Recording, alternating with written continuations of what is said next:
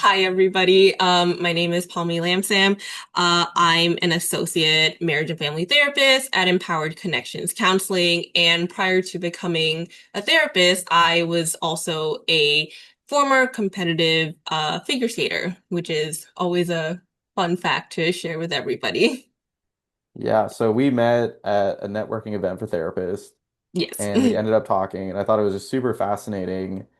Not just that you were a pro athlete, which is really cool, but how you started you're combining this kind of the lessons or ideas that you learned as a athlete and now you're using that as a therapist and you have kind of like your own take on sports psychology.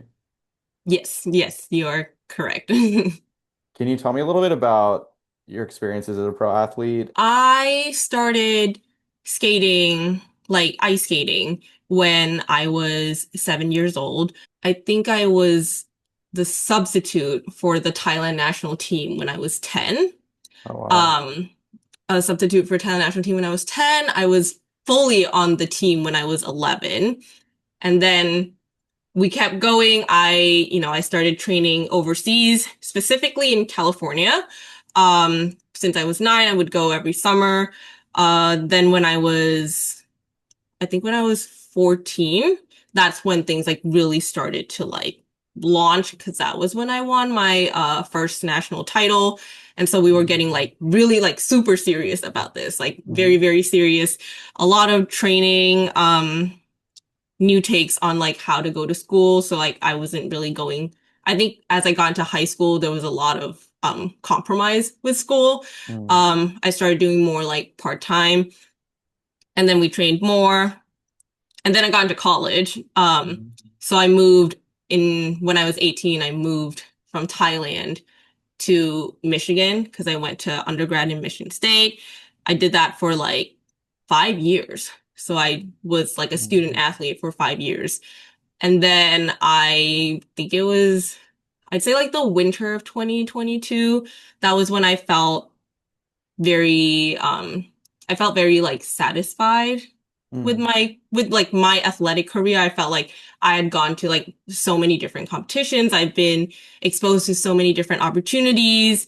Um, and I wanted to kind of see where my life would go in a different direction.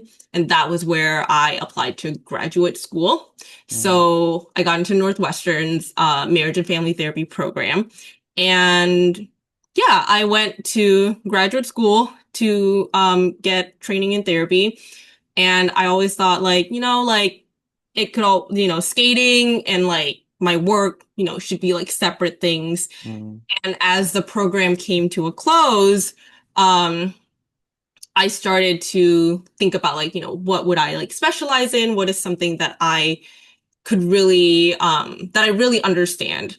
Mhm. And it would always, no matter what I decided to do, it always came back to that background that I had in professional sports, Mhm. that everybody always pointed out. So, as I graduated and now I work in private practice, I decided that it would be a really good idea to kind of explore this uncharted water territory, where I would try to merge concepts from relational therapy because I'm trained in relational therapy, Mhm. with my experiences as a professional athlete and to kind of see how, different relational models, different systemic models can help improve the well-being of athletes, and not just Mm. athletes, but also the people around them. So siblings, parents, coaches, for example. So I know nothing about this, but I know right now it's the Winter Olympics, and so I Hmm. see sometimes on Instagram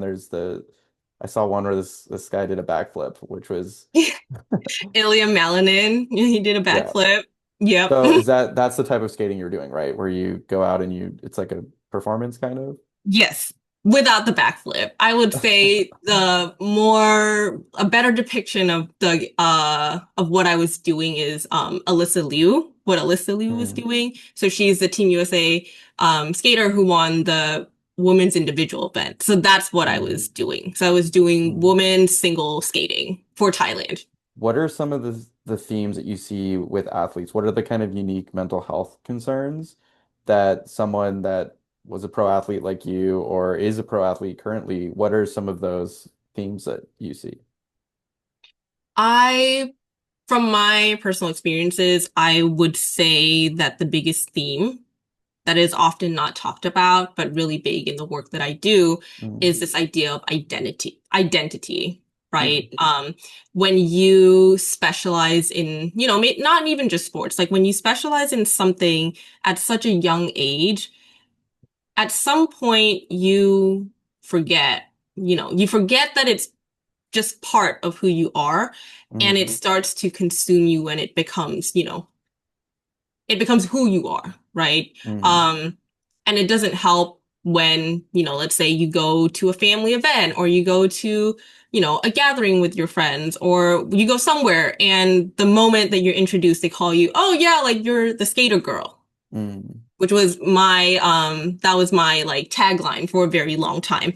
mm, Um, it becomes, all of you. And so everything after that just amplifies because it's you. It defines who you are, right? When you are successful, let's say you win something or you're able to achieve something, that happiness is like tenfold. Like mm, you're like, wow, I am like the best person in the whole wide world.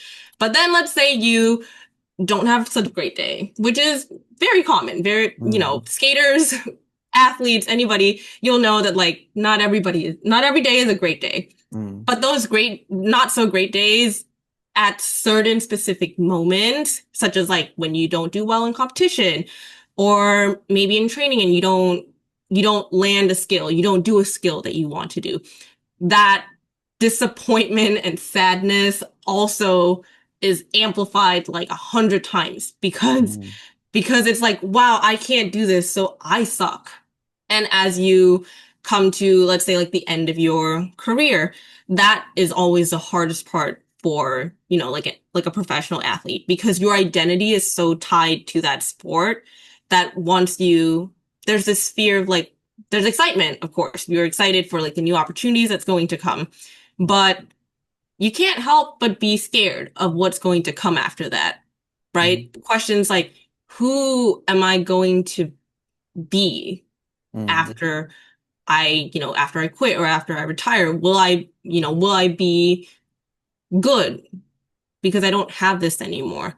That issue with like identity, is something that I would see people, including myself, like when I was going through, like that was something that a lot of people struggle with as you're going through your whole career mm, and after that too. mm. Yeah, so it's like when you're competing at that level, who you are, your identity and your esteem as a human being becomes so tied to it that when you're doing really well, right? It's like the highs are really, really high, but then the lows are really, really low. And it's not just low like, oh, I had an off day. It's like, oh, my identity is, I don't know, how would you describe that? When you hit that low and it's your Yeah. identity, what is the story or what are the thoughts that athletes Yeah. have about themselves? Sometimes when it's just like let's say you have like one bad day, right? Mhm. You'll be like, okay, like, I can shake myself off. Today was not my best day.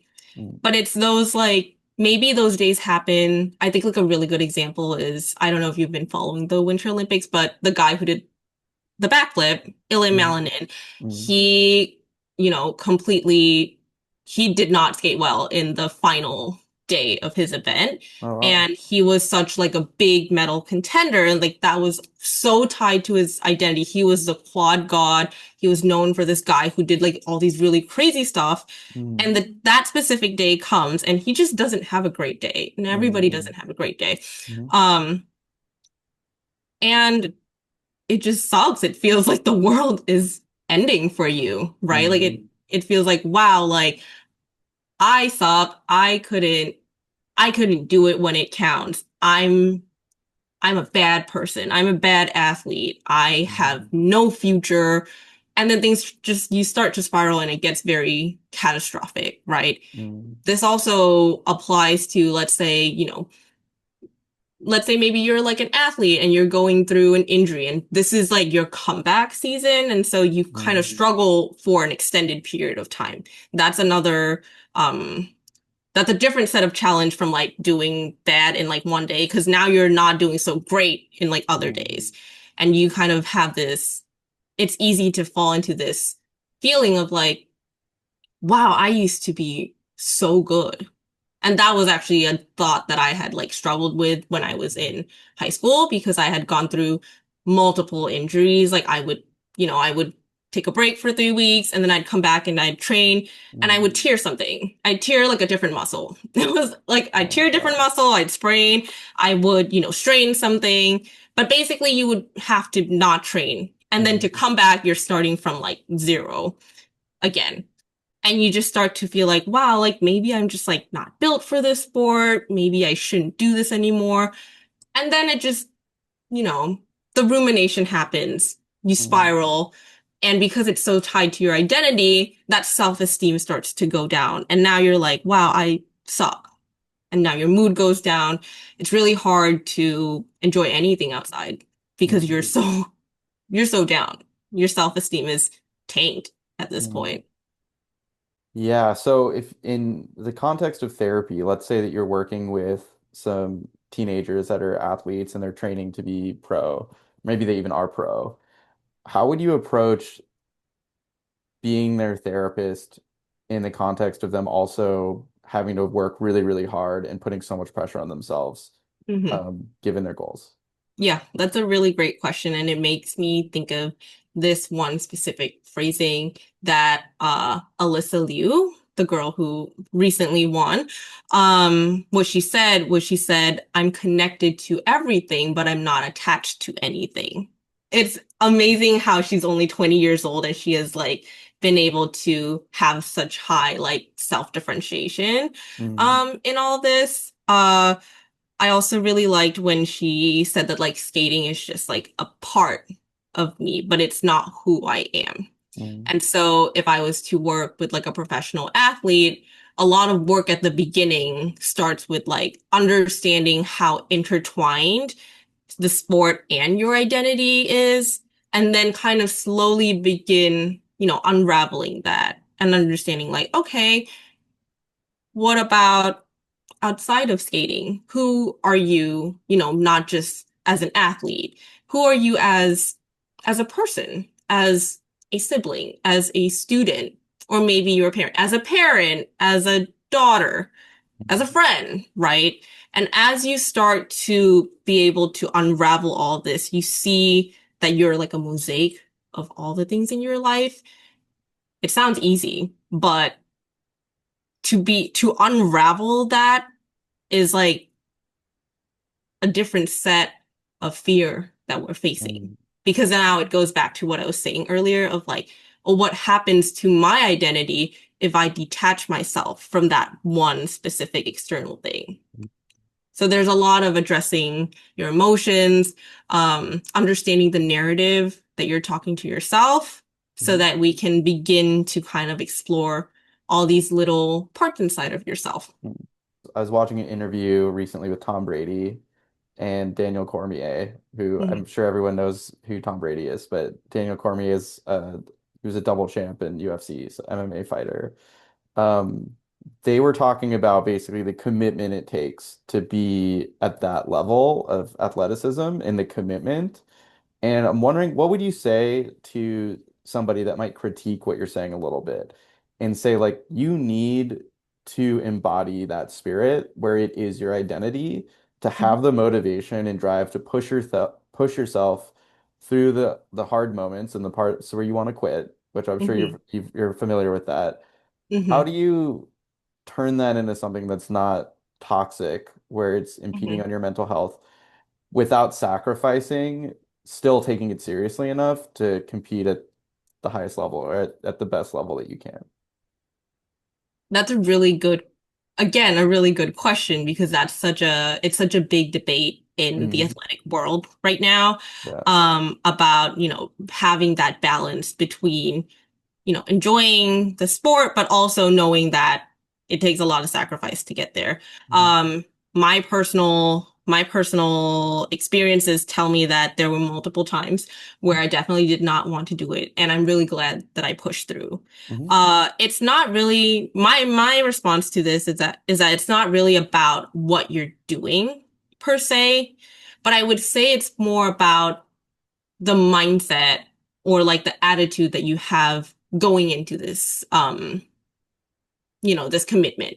Hmm. A lot of I would say a lot of kids, I can't generalize, but a lot of kids that I've met who are at like that high level, sometimes you don't realize how much sacrifice and commitment it takes to get there, Hmm. right? Hmm. You kind of just like do it and then it starts to snowball, it gets more intense, and now you're not going to school and you're not hanging out with friends who are your age. Hmm. And by the time you realize that, you're like, oh wow, I don't have friends. And that's Hmm. pretty sad. It's Hmm. pretty sad to find yourself in that situation. But being able to I think this is something that my dad did that I will really bring into like my clinical practice Hmm. with athletes is I remember I think I was like 10. So this is when I was like substitute for the national team. So we're about Hmm. to get really serious. So he sits me down. It's a very short talk because he's not a man of many words. He sits me down. He goes, I just need you to know that like it might not be as fun as it used to be anymore. And Hmm. I'm like, okay, well, it's fun regardless. And he's like, no, no, no, no, no. Like, I need you to understand that, like, what you're about to sign up for, you're Hmm. going to be skating every day. Like, you're going to be skating like 6 days a week. So, like, there's no more, like, there might not be like as many weekend trips as you want, maybe not Hmm. that many breaks. Like, if you think that you want to do like extracurricular activities, like, that might not happen.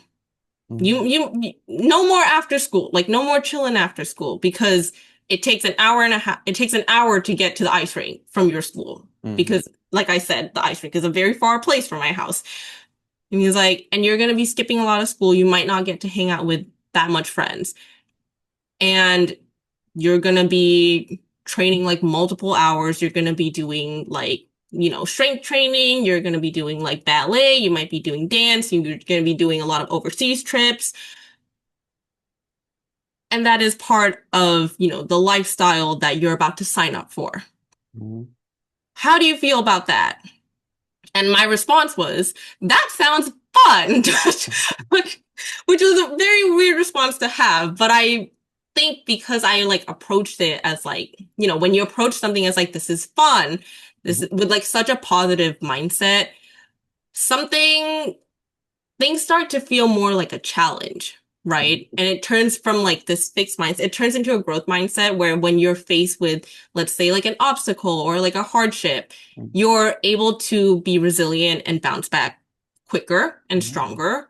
And you're able to enjoy the process and the challenge of it. Like Hmm. your narrative, everything starts to shift. And Hmm. once your narrative shifts, you're able to, feel a little bit happier as you're doing it. But I will say that um it's easy sometimes to get sucked in because Hmm. even when I started like that, like I can tell you all the times where I had like so much fun like competing, training really hard. And then after a certain point it's still very easy to get sucked into like, oh wow, like I'm not doing great. And that Hmm. sucks. And so Hmm. it's important that as you're, challenging yourself every day, it's also important to give yourself like that space to have Hmm. grace with yourself and know that, okay, like this is part of my life that I have chosen to do. And today is not a great day, and that is okay. That doesn't mean that I'm a Hmm. bad person. Yeah, so a lot of what you're saying is what I do in my work already. Just Hmm.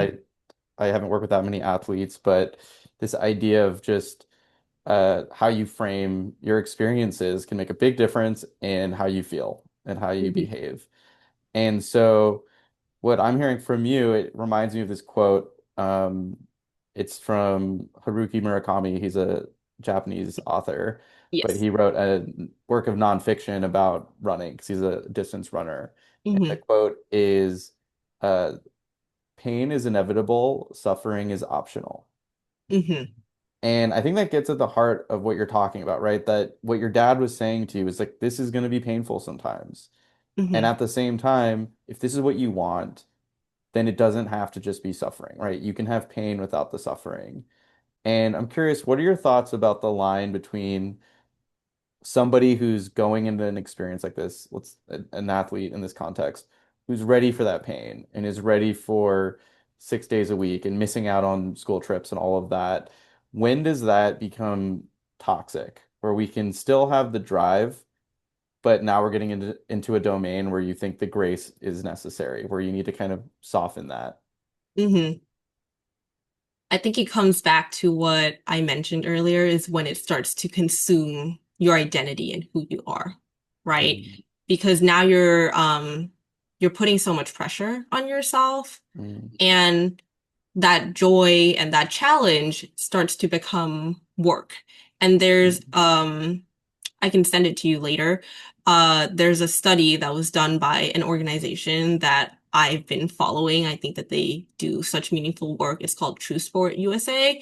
And they created this, it's like an infographic of like how to notice your athlete and their mental state based on the way that they're showing up, right? mm, mm, And it's important that we take note of subtle, some of these like very subtle behaviors that may look okay on the surface, but if mm, you actually look at it at a deeper level, it's a beginning sign of like mm. this athlete is going through like mental fatigue, and like it's like starting to not look great. The irony here is that some of the methods that we use to push ourselves to always push, push, push to be the Mhm. best or to be the hardest that you possibly can, ironically can actually make it so that you're not performing at the best of your ability.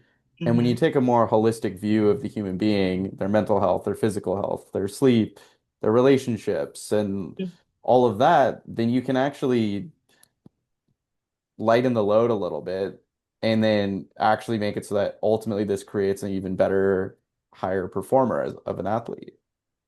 Yeah, I completely agree with that. I think especially within the athletic world, I would say there's a specific belief of this, like you have to like sacrifice everything, and you hear a lot of very heroic stories of, athletes Mhm. who fought through injury and Mhm. they made it, but we forget about the people who fought through injury and also didn't make it, right? Mhm. To compete through injury is there's a different set of anxiety that we're not going to even go to, and a different Mhm. set of emotions that we're it's going to take forever to unpack, so I'm not going to go there. Mhm. um for those small moments, sometimes there's very extensive repercussions for Mhm. that we forget to think about, right?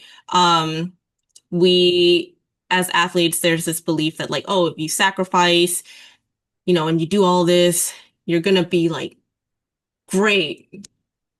And it has kind of become the norm. But we forget that first and foremost, athletes are humans, and Mhm. humans have basic needs, and humans have, this inevitable function in ourselves to survive. Mhm. And I think the best way to describe it is you can't thrive if you can only thrive if you're surviving, right? Mhm. And if we don't take care of that, you'll find yourself in survival mode, which is, Mhm. regardless of whether you're an athlete, I think you'll resonate with this as a clinician, where we meet a lot of clients and they're in like fight or flight, they're in survival mode. Yeah. And it's really hard to do anything more until you get yourself out of that survival mode. That means Mhm. giving yourself the basic human needs of like eating well, sleeping well, giving yourself the breaks that you need so that Mhm. you can thrive and see Mhm. a clearer picture. Because you talk about the fighting through injuries and stuff like that that we often see with top performers. But again, this is kind of an irony because if you're already in the top 1% or the top 1% of the 1%, we already know that you have the skills and the drive and the ability. And there seems to be this extra step where it's like, well, I need to fight through my injuries. But what you're saying too is, well, you're already in the top 1% of the 1%. So if Mhm. you actually take a different approach to healing, then not fighting through the injuries, you will show up and we're confident that you're going to be able to actually potentially do even better. So Mhm. I'm curious, where does the fight through injuries and stuff like that, where do you think that comes from in sports? I think it comes from the narrative that has Mhm. been that has been said a lot in the sporting world, or how it's being portrayed in media, right? You see all these like really these like very, very cool, very like glorified stories about like, this person, had like a fracture, like a stress fracture, Yeah. and they fought through and they won. And I'm thinking of like this specific gymnast. I think she's like a Team USA gymnast. It's like way back when, where I think Mm, she like fell really hard on the vault mm, the first run, and I'm pretty sure she broke her ankle. mm, Like it was bad. And then she actually got up and then she did a second run and it was like perfect. And she had to mm, land on one foot. And then she got her, like she did her medal ceremony like in a cast. And so you see like people, like the public only sees that part of like, oh, right. like you fought through injury. But I think nobody ever asked what happened after that. Mm, mm, And that's always the part that we forget about, mhm, that athletes face on a regular basis, right? mm, Um, because the narrative is so strong and positive around like, fighting through your injury, um, combined with, that fear of like, oh, like if I take a break, then like something's gonna go wrong because a lot of athletes are taught to not take a break because mm, your muscle memory is going to forget something. That kind of accumulates into being encouraged, you're mm, praised for pushing through an injury, mm, and in turn, you end up being negatively received when you have mm, to take a break. And mm, you see it a lot in like, let's say like an athlete has to withdraw from a competition um because they're injured. mm, Sometimes there's like get well soons. Um but a lot of it is like, oh, well, that sucks. I was hoping to see this person, but mm, that sucks that they got hurt. Recently, like most recently, there's been a lot of awareness from many professional athletes on this idea of like, it's okay to like take a break, sustaining this injury and taking a break doesn't define your worth. It doesn't define who you are. It mm, doesn't take away from the success that you had before, and it doesn't determine the success that you're going to have in the future. So a lot mm, of professional athletes are really trying to push forward and change this narrative so mm. that we are able to foster a more healthier environment where we honor our physical body and our mental space.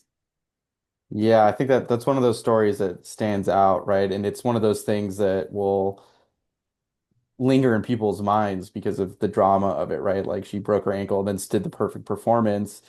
And then if you're a training athlete and you're, 15 or whatever, and you injure your ankle, you think of that story and you're like, oh, she did it, so I should push through. When the reality is, it's like, look, if you just take a week off or something and like really rest, right? You're not at the competition right now. You don't actually have to do it. She had to because of the competition, but it creates this ethos of you need to just, oh, that's glory, right? You reach glory through pushing through. And I'm sure the numbers actually tell a different story, right? Like you're saying, what happens afterwards, or the athletes that didn't make it because they pushed themselves to a point where they got injured and they can't continue. Hmm. So I think that's a good segue into what you call relational sports psychology or Hmm. relational sports therapy, right? Yes. So relational sports therapy, relational sports psychology, it's like a term that I've coined up, Hmm. where you explore the intersections between relationships within sports, right? Hmm. I would be taking a little bit more of a systemic, holistic approach when I'm working with, let's say, athletes, right?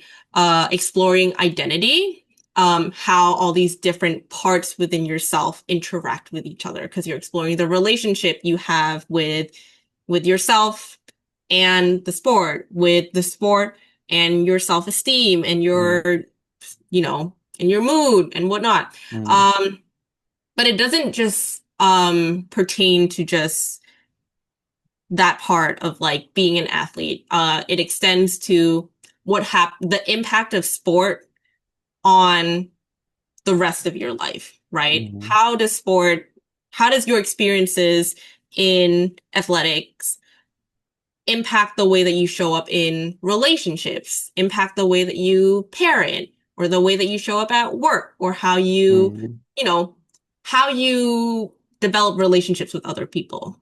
And Hmm. so I think that's the part that a lot of people forget about because we're so focused on the performance aspect Right. that there's a there's like a lack of awareness in how people are doing after. And a lot Hmm. of it is because we forget, we think that like once we're done with the sport, we're done. Hmm. And that's it, we're done. But we forget about the fact that because it's been with us for so long, it has definitely shaped who we are. And it's important that we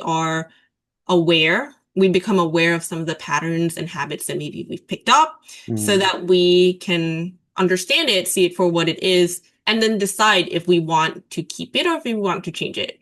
I believe in very client-centered care. So if my client is the expert of their life, Hmm. my job as a therapist is I'm just here to paint the options for you. I'm just here to show you that there's like, maybe you thought there's two, but actually I can see that there's like six. And now that Hmm. you see that there's like six or there's eight or there's 20, what do you want? Which door do you want to go? Hmm. That's like the essence of like how I work as a clinician. Yeah, that makes me think of, I won't name any names, but I'm sure we can all think of pro athletes, right? Where they're like really, really good. They're at the top level in their sport. Maybe it's like the NFL or UFC. Those are what I watch. Hmm. Um, but they've got like, they're in the news for reasons like domestic violence stuff or drinking and driving, and we don't see that other side of their life, and nor should we, I think, to some extent, right? I think that athletes deserve privacy. They're just famous, and so it gets publicized. But it sounds like, right, if you have, let's say, an NFL athlete come into your office and you want to work with them not just on, right, how's their mental health when they lose the Super Bowl or whatever, right? Or they're getting into retirement age. How's their psychology around that? But also through their career, looking at the broader picture of what's your family relationships like? What is your relationship like with your kids or with the community? What other meaningful activities do you have in your life? Um, I don't know. I'm sure getting involved with charity, stuff like that. Hmm. Um, Looking at life more existentially, creating meaning in your life around your identity. That's not just geared towards performance itself, right? How do you perform better on the field, but how do you have a meaningful life and be someone who happens to be an athlete? Yep. That's why sometimes we see in the news of like, oh, like this person who was like a former pro athlete, like sometimes we don't see like great news about them Hmm. afterwards.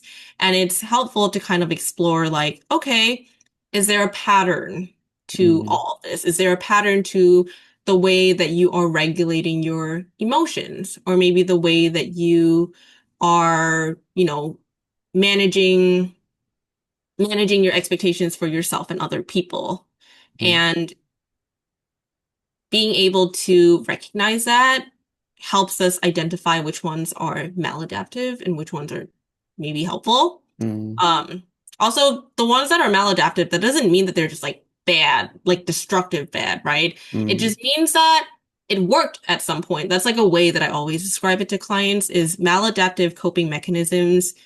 They're there because they worked at some Hmm. point. They Hmm. worked to your favor and they helped you survive and feel safe at some point, Hmm. right? Maybe, let's say for an athlete, I'll give you an example. Like, let's say they're not having a great day and their coping mechanism is that they punish themselves, right? Hmm. This happens a lot in like in pro athletic world. You'll see like, oh, I like didn't do something good, so like I have to like do something. Like I have to do a drill for like Hmm. X amount of times, Right. right? Maybe, and at the end of the day, maybe that helped them, achieve the physical ability in order to do what they wanted to do. Hmm. But you probably can't, you can and you should not punish yourself for, let's say, not getting a job at a job interview. Right. Yeah. Yeah. You you can't you can't just like punish your partner and make them do something just because they didn't meet Mm. your expectations. And so being able Mm. to be aware of some of the patterns of habits or coping mechanisms in addition to, understanding the relationships that you have, all of that works together in order to improve, an athlete or anybody who has been through like early specialization, their well-being and Mhm. what happens after they choose to retire or quit. Knowing what you know now, if you could speak to the young version of you that was 13 or 14, or I guess even younger than that, or to any other young athlete that might be going through right now some of the feelings you went through, what might you say to them? I would tell myself there's a lot of people that I would speak to if I was to go back in time. Yeah. Because I think as like a systemic therapist, I have this tendency where like I want to like, I want to talk to like all these moving parts Mm-hmm. because one part is moving doesn't mean that the other parts are moving. And if Hmm. the other parts aren't moving, this one part can't move, right? Hmm. I probably tell myself to trust her gut a little bit more because for a very long time I was very afraid of my own intuition Hmm. because I always felt like, oh, like I don't know well enough. But at the end of the day, who knows myself better than me? Like nobody's in my shoes except for me. Only I know how it feels to be, training and it hurts or to, Hmm. take a fall and like there's this one time where I had a really bad ankle sprain and I had to keep training.